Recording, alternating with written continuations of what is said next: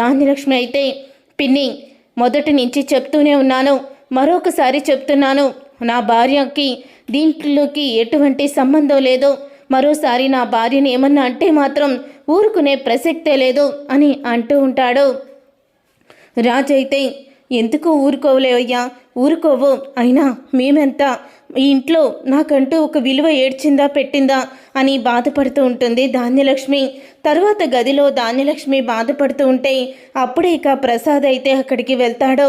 ఇక ప్రసాద్ వెళ్ళి అంటూ ఉంటాడు ధాన్యలక్ష్మితో, చూడు ధాన్యం, మన కొడుకుకి అప్పు పెళ్లి చేసుకోవాలని రాసి పెట్టుంది, జరిగింది. నువ్వు దీనికి ఇంత గొడవ చెయ్యొద్దు. ఏదో జరిగింది, జరిగిపోయింది. ఇప్పటికైనా కళ్యాణ్ ప్రేమించిన అమ్మాయిని పెళ్లి చేసుకొని తనని ప్రేమించిన అమ్మాయితో సంతోషంగా ఉండాలని కోరుకోవడం మన తల్లిదండ్రులుగా మన బాధ్యత అని అంటూ ఉంటాడు ప్రసాద్ అయితే. అప్పుడే ఇక ధాన్యలక్ష్మి, లేదు, నా కొడుకుకి అందరూ కలిసి మాయ మాటలు చెప్పి వాడు మనసుని కలుషితం చేసి ఈ పెళ్లి జరిపించారు అని బాధపడుతూ ఉంటుంది.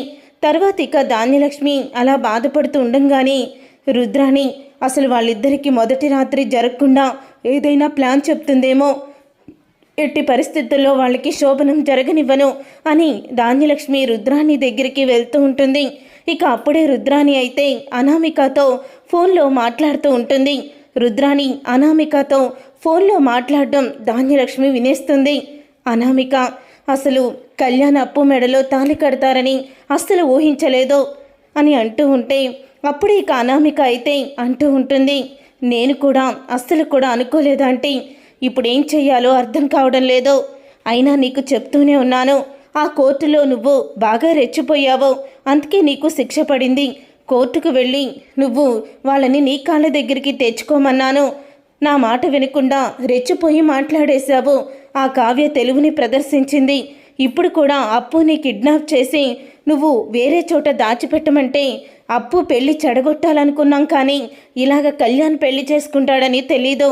ఆ ధాన్యలక్ష్మికి లేనిపోని మాటలన్నీ చెప్పి ధాన్యలక్ష్మిని నా మాట వినేలా చేసుకొని మొత్తానికి ధాన్యలక్ష్మి పూర్తిగా వాళ్ళకి వ్యతిరేకంగా ఇంట్లో వాళ్ళకి శత్రువులాగా తయారయ్యేలా చేశాను.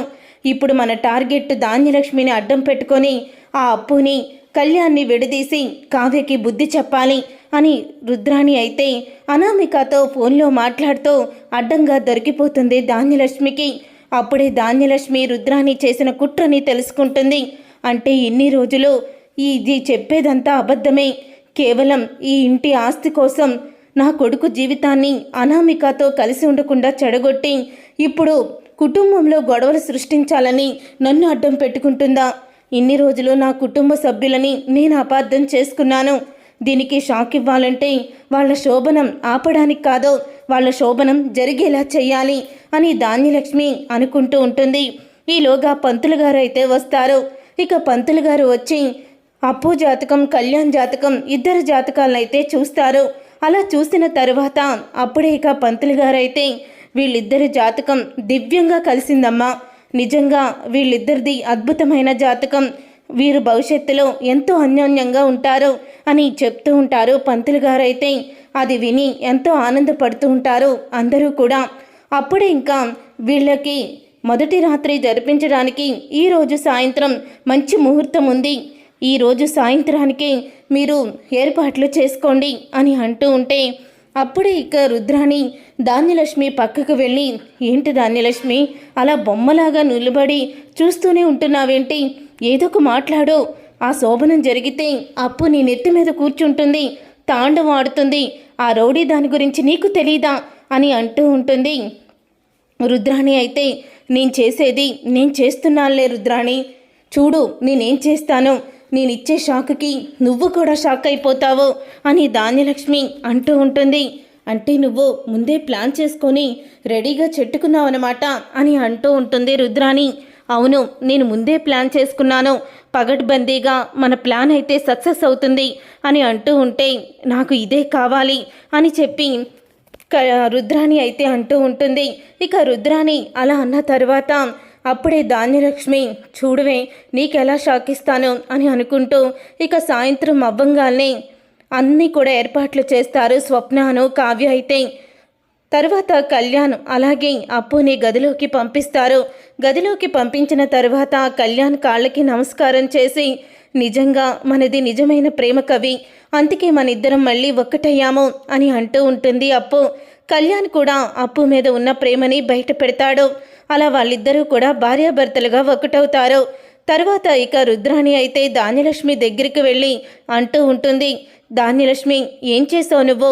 వాళ్ళిద్దరినీ గదిలోకి పంపించారు, నువ్వేదో చేస్తావని నేను వాళ్ళిద్దరినీ కూడా కలవకుండా ఏ ప్లాను చేయకుండా ఉన్నాను, నువ్వేం చేయలేదేంటి అని అంటూ ఉంటే అప్పుడే రుద్రాణి చెంప పగలగొట్టి, నా కొడుకు కోడల్ని విడదీయడానికి నువ్వెవరే అని అంటూ ధాన్యలక్ష్మి రుద్రాణికి దిమ్మ తిరిగే షాక్ ఇచ్చేస్తుంది.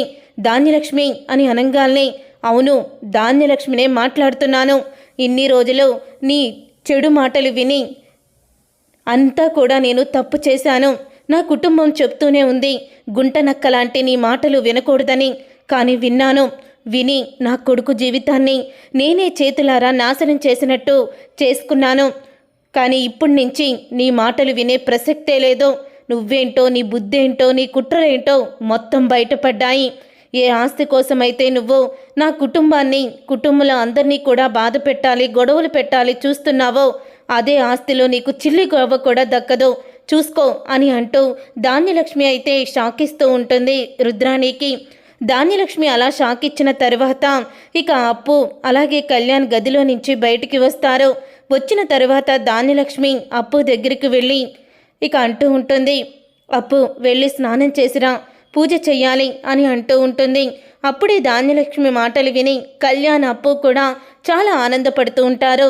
చూసారుగా ఫ్రెండ్స్, రాబోయే కథలో ఖచ్చితంగా ఇలాగే జరగబోతుంది. మరి ఇలాగే జరగాలని మీరైతే కోరుకుంటున్నారా? అయితే వీడియోని తప్పకుండా లైక్ చేయండి, షేర్ చేయండి, కామెంట్ చేయండి. బ్రహ్మముడి సీరియల్ అప్కమింగ్ ఎపిసోడ్స్ని టీవీలో కన్నా ముందుగా చూడాలనుకుంటున్నారా?